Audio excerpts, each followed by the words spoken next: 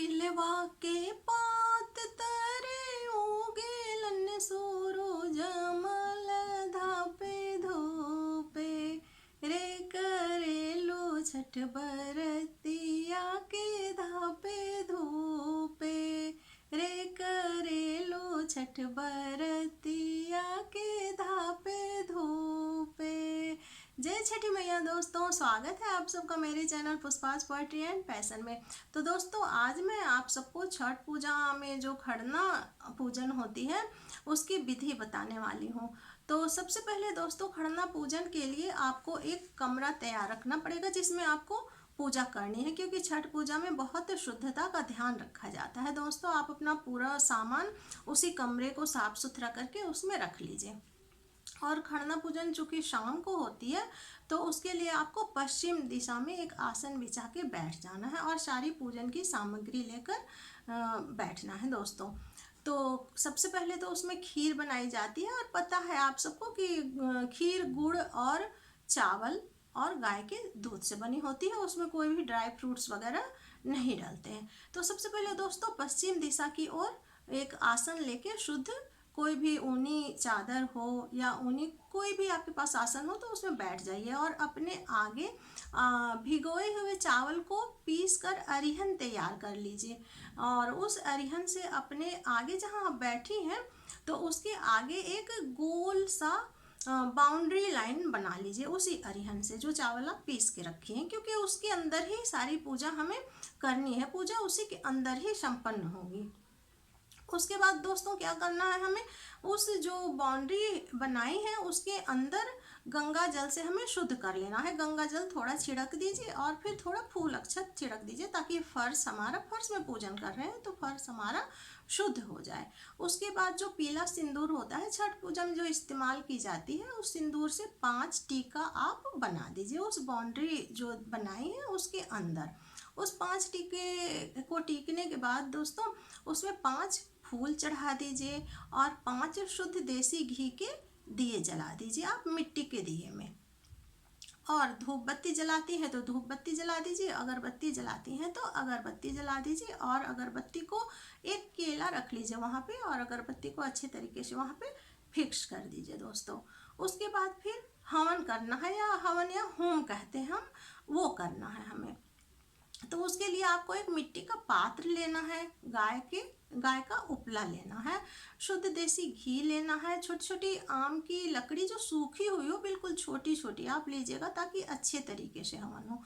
एक कपूर ले लीजिए जलाने के लिए और माचिस। ये सारी चीज़ें नहीं होनी चाहिए दोस्तों, आपको पता होने चाहिए कि छठ पूजा में बहुत ही शुद्धता का ध्यान रखा जाता है और हर चीज़ें नई, मतलब अगर नई मिट्टी के पात्र वगैरह दिए वगैरह तो सब नए होते हैं, बट जो पीतल के बर्तन वगैरह होते हैं अगर आपके घर में कभी छठ पूजा हुई है तो वो पहले से लोग इस्तेमाल करते होंगे और उसी को आपको लेना है, नहीं है तो फिर आपको नया खरीदना पड़ेगा।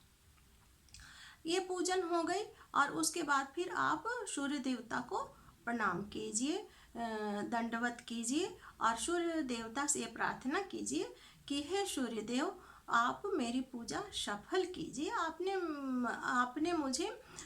मुझे शक्ति दीजिए ताकि मैं इस व्रत को अच्छे तरीके से कर सकूं।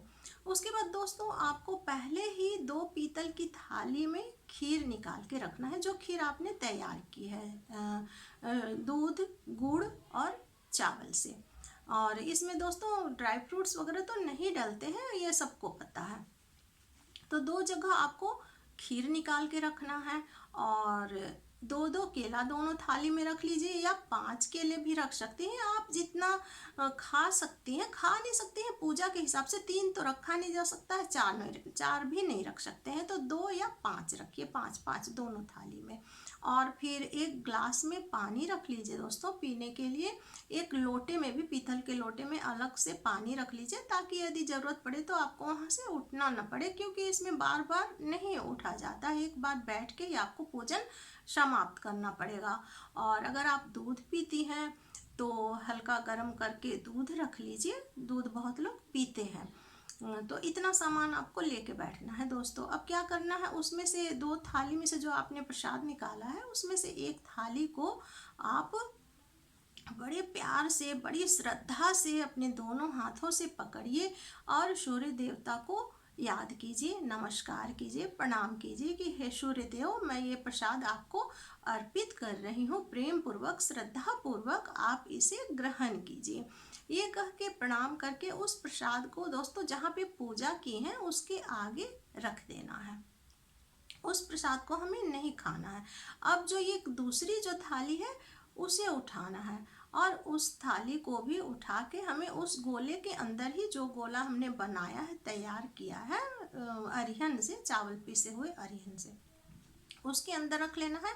पानी का ग्लास, जो भी चीज़ें आपको खाने पीने वाली है, दूध और फल, केला तो उसमें ही रख दिया है, वो सब उसके गोले के अंदर आपको रख देना है। अब प्रणाम करके और फिर आपको धीरे धीरे खाना शुरू करना है। दोस्तों याद रखिए, बहुत जल्दीबाजी में मत खाइए, धीरे धीरे खाइए। और ये तो सबको ही पता है जो छठ जिनके घर में होती है, कि घर में कोई भी शोर शराबा नहीं होना चाहिए, घर का वातावरण बिल्कुल ही शांत होनी चाहिए जब तक कि खड़ना पूरी ना हो जाए। और इस तरीके से आप धीरे धीरे खीर खाइए, केले खाइए, पानी पीजिए, जितना कुछ भी आपको खाना है धीरे धीरे ही खाइए, बहुत जल्दीबाजी मत कीजिएगा। और एक बात और ध्यान रखिए दोस्तों, कि कंकड़ हमें ना मिले इस वजह से चावल बिल्कुल साबुत होने चाहिए। इसमें मतलब चावल को एक टुकड़ा भी नहीं, टुकड़ा टुकड़ा चावल नहीं होना चाहिए, साबुत चावल की ही खीर बनती है, तैयार होती है। तो आप चावल को पहले से चुनकर रख लीजिए ताकि उसमें कोई भी कंकड़ वगैरह ना मिले, क्योंकि यदि बीच में आपको खाने के बीच में कंकड़ मिल जाता है तो हमें वहीं पे रुक जाना पड़ता है, आगे उसे नहीं खा सकते हम। इसलिए चावल बिल्कुल साफ सुथरा करके रखिए। और इस तरीके से जब आप पूरा खा लीजिए, पानी वगैरह सब कुछ पी लीजिए, उसके बाद फिर आप अपने घर के सदस्यों को बुला सकती हैं, इशारा करके बुलाइए, या फिर घर के सदस्य वहीं पास में कहीं आसपास रहते हैं, वो उन्हें समझ में आ जाती है बात कि खड़ना पूरी हो गई, तो आ जाते हैं। और दोस्तों एक चीज़ का ध्यान रखिएगा कि जिस थाली में से आपने प्रसाद खाया है तो आप पूरा मत खाइए, उसमें से थोड़ा सा छोड़ दीजिए बच्चों के लिए। जो अपने बच्चे होते हैं वो जूठा प्रसाद उन्हें देना चाहिए। दोस्तों ये छठी मैया का प्रसाद है, सूर्य देवता का प्रसाद है, तो बच्चों को अवश्य मिलना चाहिए। दोस्तों हम सब तो बच्चों के लिए और अपने परिवार के लिए ही, उसकी सलामती के लिए ही ये व्रत रखते हैं, इतना कठिन व्रत दोस्तों। और उस प्रसाद को बच्चों को थोड़ा थोड़ा दे दीजिए, अपने बच्चों को। और जो एक प्रसाद थाली में आप चढ़ाई हैं उसके घर के सभी सदस्यों को, वो तो आप बड़े सदस्यों को, अपने पति को, जितने भी सदस्य हैं सबको दे सकती हैं, बस जूठा प्रसाद अपने बच्चों को देना है। अब बाकी जो एक थाली में चढ़ाई है अलग से, उसे घर के पूरे सदस्यों में आप बांट दीजिए, दे दीजिए। ध्यान रखिए कि जिस थाली में आप चढ़ाई हैं वो थाली मत दीजिए किसी को खाने के लिए, किसी दूसरे बर्तन में दे दीजिएगा, और उस थाली को आप अपने ही कमरे में, पूजा वाले कमरे में रहने दीजिएगा दोस्तों। तो इस तरह से आपकी खरना पूजन समाप्त हुई। और उसके बाद फिर क्या करना है दोस्तों, आपको खरना समाप्त होने के बाद एक घी का दीपक तुलसी जी में भी जाके, तुलसी मैया को जाके दिखाना है, और चंद्र दर्शन करने हैं, चांद देवता के दर्शन करने हैं। तो आप खरना करने के बाद एक घी का दीपक जलाइए और चले जाइए तुलसी जी में, जला के प्रणाम कर दीजिए, और फिर चंद्र दर्शन कर लीजिए, चांद को देखकर आप प्रणाम कर दीजिए। और फिर इस तरह से खरना पूजन संपन्न हुई दोस्तों। यदि आपको केले का पत्ता मिल जाता है, हमें तो नहीं मिलता दोस्तों, तो मैं तो थाली में ही रख लेती हूँ। बहुत लोग मिट्टी के पात्र में भी रखते हैं, लेकिन मिट्टी का पात्र मुझे कुछ अच्छा नहीं लगता है, इस वजह से मैं मिट्टी का पात्र, आप चाहे तो रख सकती हैं मिट्टी का पात्र, मैं तो थाली में ही कर लेती हूँ। और यदि केले का पत्ता मिले तो वो तो बहुत अच्छी बात है, केले के पत्ते में ही आप केले के पत्ता फर्श में रख के और उसमें ही पूजन कर सकती हैं दोस्तों। और ना मिले तो फिर आप फर्श में कीजिए, कोई बात नहीं, सूर्य देवता सभी जानते हैं। और वहाँ पे अगले दिन भी कोई पैर वगैरह ना लगे, आप जितने भी सामान पूजा में इस्तेमाल हुए हैं वहाँ पे आप पूजा की हैं, तो सुबह में आप बहुत ही श्रद्धा पूर्वक उसे उठा के सब हाथ से और किसी थाली वगैरह में या किसी आपके पास कोई पॉलीथीन होगी उसमें आप रख दीजिए। बाद में उसे आप विसर्जित कर दीजिएगा जब पूजा छठ पूजा समाप्त हो जाएगी। और फिर वहाँ पे अच्छे तरीके से धो दीजिए फर्श को।